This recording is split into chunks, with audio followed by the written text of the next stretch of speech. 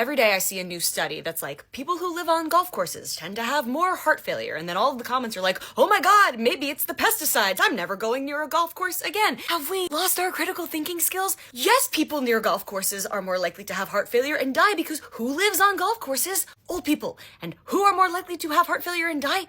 Old people. They are two effects with the same cause. They are not necessarily a cause and effect. And I feel like I'm seeing this constantly, and it's so potentially dangerous and damaging. And we need to be using our critical thinking muscles here. So we're gonna play a little game. I'm gonna give you some fake headlines, and I want you to pause and think about what might be misleading about it. And then we're gonna discuss, okay?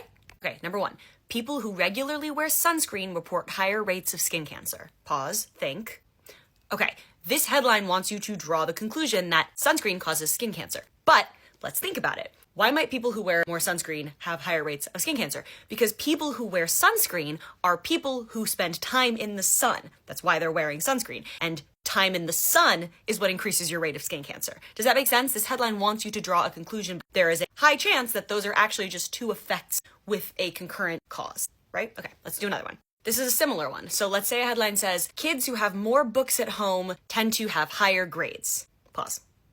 Okay, so what that wants you to think is having more books at home will give you higher grades. That one specifically, yes, could be true, but there's another layer let's think about. Maybe it's that kids who grow up in families that prioritize education are also more likely to have families that have a lot of books at home, or children who have more financial resources might have an easier time in school and also might have more books at home. Again, it's two effects that share a hidden cause that's not being talked about in the headline. It's just presenting two effects and making you draw a causality that isn't necessarily true. Let's do another one. Kids who use their phones have less good grades. Sure, this could be because using your phone makes you a less good student, but it could also be students who are having a hard time in school, who are less academically inclined, might be more likely to disengage and use their phone. Does that make sense? Okay, last one. People who sleep more are less stressed. Pause and think about what it's trying to say and what else it could be saying.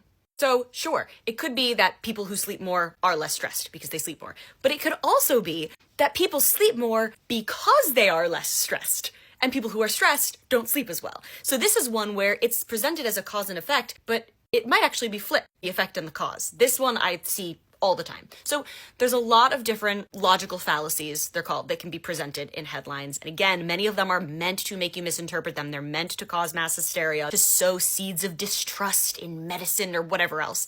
We have to be using our critical thinking skills. If you see something and your first reaction is, whoa, that's crazy, before you take it as fact, think about it and really see if you can disprove it before you believe it.